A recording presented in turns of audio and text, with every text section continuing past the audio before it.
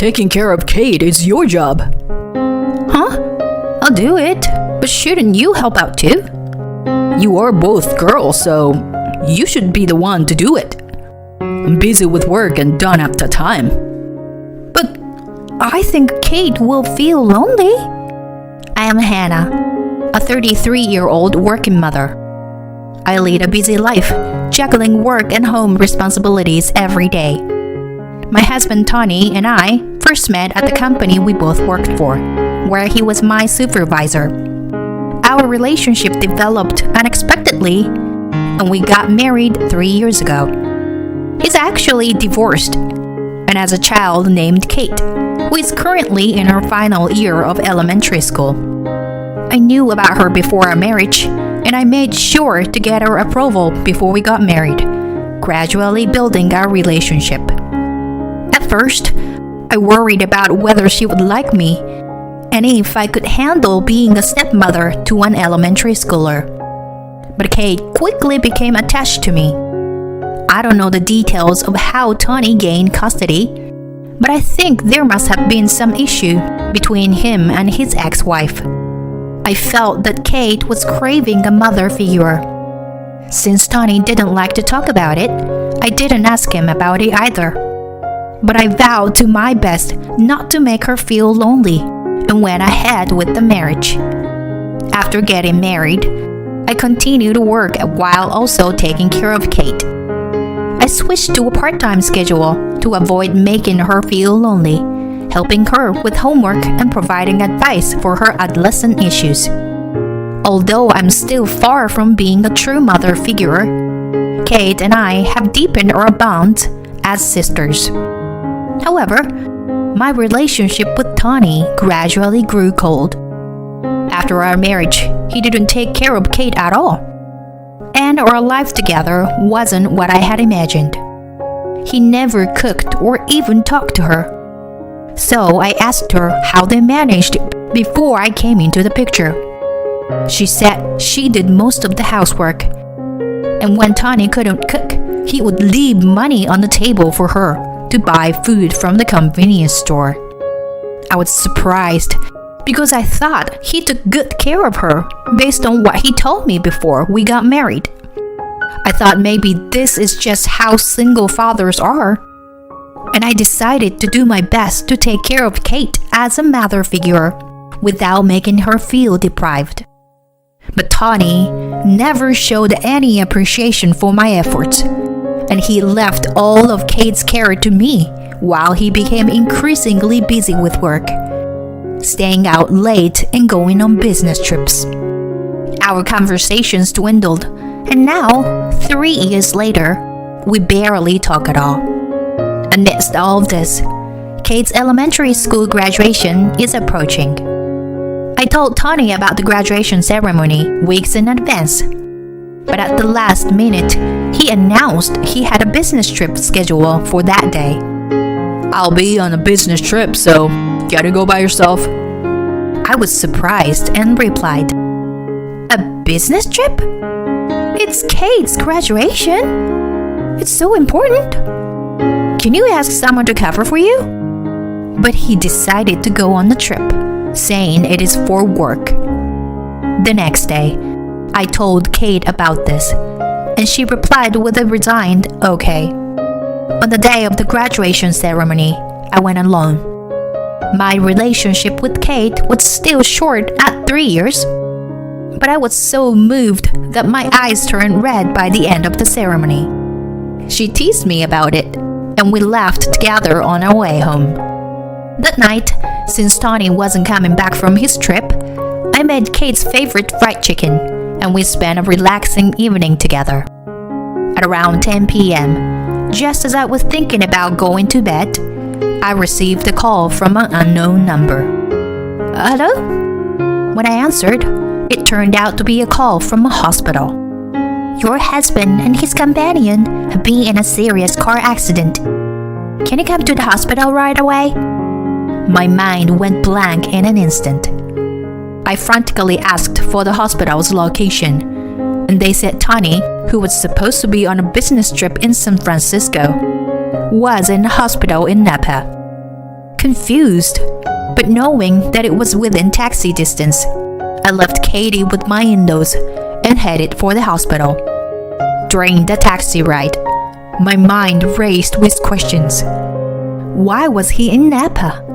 Who was the companion? How severe was the injuries? Upon arriving at the hospital, I saw Tony lying in a bed in the intensive care unit, and in the next bed, the receptionist from our company whom I recognized. In an instant, I understood the situation. He had been having an affair. I had never suspected him of cheating before, so I was stunned by the shock. There was no other explanation for the situation.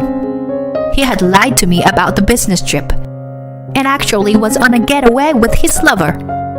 All his previous claims about working late and going on business trips were probably lies. Since both Tony and the woman were unconscious, I decided to wait until they woke up and could talk.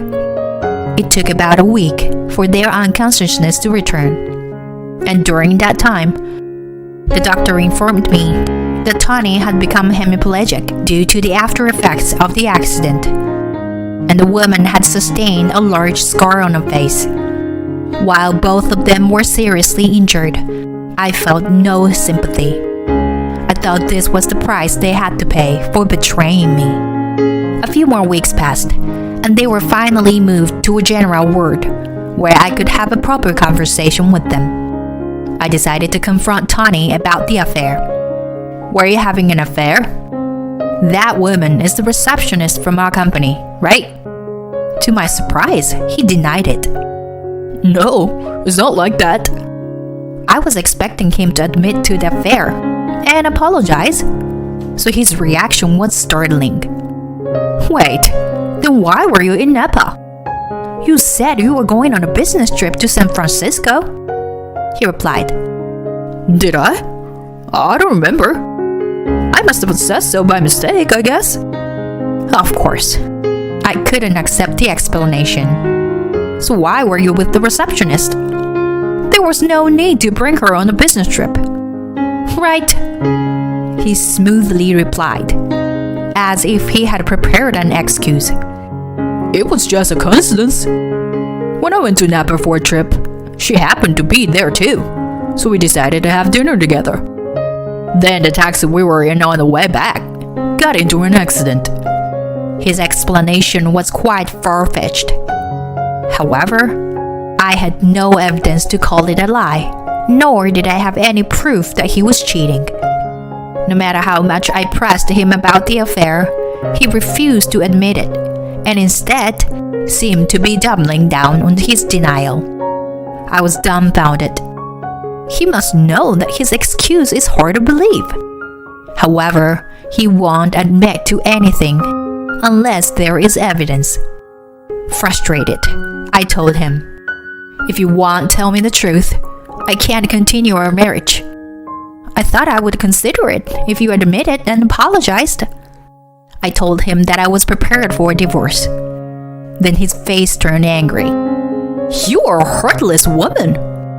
Or are you planning to abandon your husband now that he is paralyzed? He attacked me as if I were a bad guy. I couldn't say anything and just stood there. He continued, "I'll tell everyone at work. They will all look down on you when they find out what a terrible person you are." It seemed like he was threatening me, and I thought that if I insisted on a divorce now, it would put me at a disadvantage. So I decided to hold off the divorce for the time being. I could gather evidence of his affair and then confront him with it. Since I no longer had any love for him, I decided to continue our marriage as a preparation period to secure favorable divorce terms. All right, you really weren't cheating. I believe you. He smirked and said, "You're my wife, so take care of me for the rest of your life." I shuddered at his smug expression. I had to gather evidence as soon as possible and finalize the divorce, or I would be forced to take care of this man for the rest of my life. With these thoughts, I brought him home after he was discharged from the hospital, and our life of reluctantly providing care began. He is still in rehabilitation, so he is considered on a leave of absence.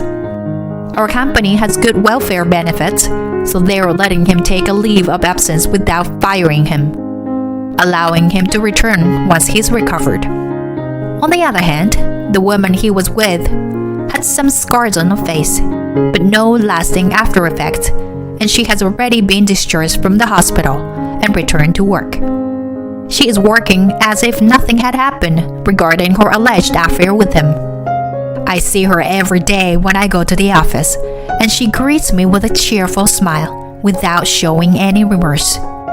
Both of them continue to deny the affair and maintain that their meeting was a coincidence, and they just happened to be in the accident together. When I see her enjoying herself without any care, anger wells up inside me, but I hold it in. Once I gather evidence, I can divorce him and hold her accountable as well. Until then, I have no choice but to endure. Although I have decided to divorce him, I am worried about Kate. Her father, Tony, is now paralyzed on one side of his body. He can't take a bath or go to the toilet without assistance. It's difficult for him to cook and do laundry on his own since he is basically living in a wheelchair. If I divorce him, Kate will have to take care of him. I can't let my precious daughter do that. To prevent that, I decided to ask my in-laws to help with caregiving as soon as possible. I was hesitant to ask the elderly couple to take care of Tony, but they love him dearly and were willing to help. I thought that with their help, Kate's burden would be significantly reduced.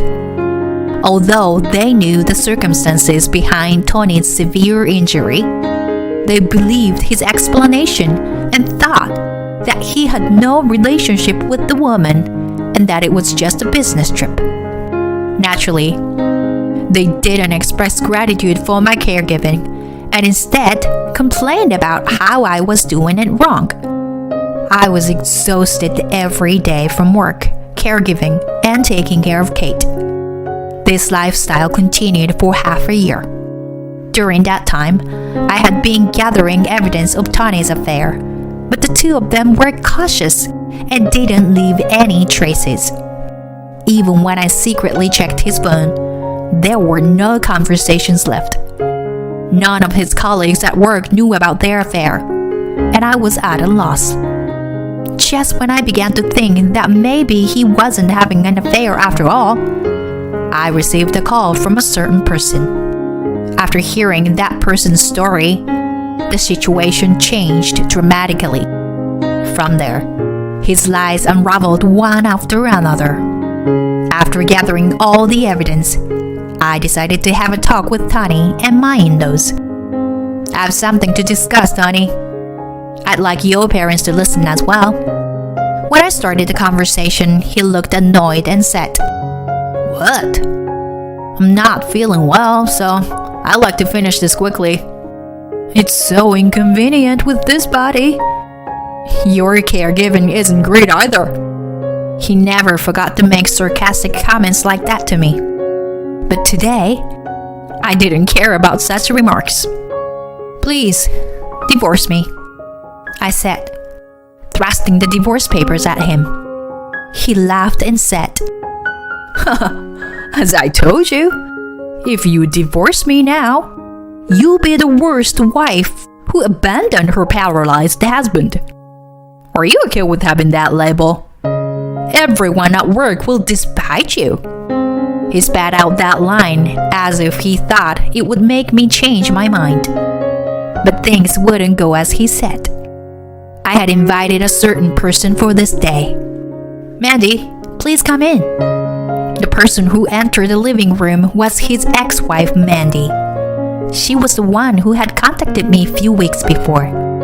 Apparently, she had asked Kate for my contact information and had reached out to me to share some crucial information.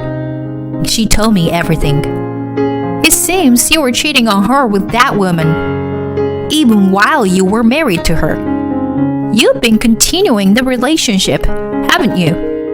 I said. And his face, as well as his parents, turned pale, and they fell silent.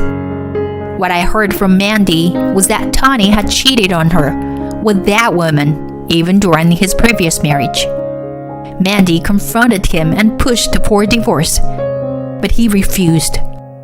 She wanted to divorce him but couldn't, and he even began to mentally abuse her, causing her mental health to deteriorate. While she was recuperating at her parents' house, he filed for divorce on his own and took custody of Kate, citing Mandy's mental state. Mandy had been begging Tony to return Kate to her, but he thought being a single father would make him more attractive, so he treated her like an accessory and refused to let her go. And I was deceived by him and ended up marrying him. Of course, his relationship with that woman continued even after our marriage, and I was living a married life without knowing anything. Mandy's mental state improved after the divorce, and she now lives a normal life without any issues. She had been investigating his downfall to get Kate back from him. She had several photos proving his ongoing relationship with that receptionist and gave them to me. I got hold of those photos as evidence, so I decided to confront him about the divorce today. These photos are the evidence. Mandy took them. At this, he angrily turned red and snapped at Mandy. Are you meddling? Are you stalking me? Do you still have feelings for me? You're disgusting, she calmly replied. I just want Kate back. You're too busy playing with this woman and not taking care of Kate at all. Please return her to me quickly. But he refused, saying, I won't let her go. Having her around raises my reputation at work and makes me more attractive to women. I asked him, then why did you marry me?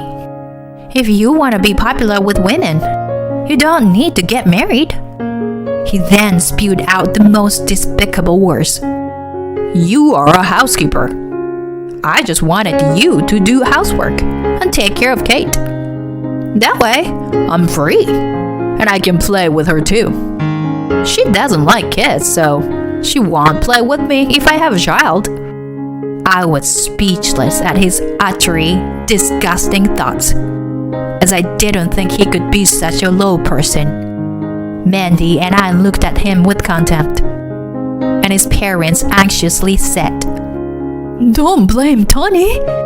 He's currently half paralyzed. It's terrible to gang up on him. When his mother said this, Mandy looked at her coldly and said, You knew about his affairs too. You defended him even though you knew. You are also responsible for driving me to the edge mentally. In fact, his parents knew about his infidelity.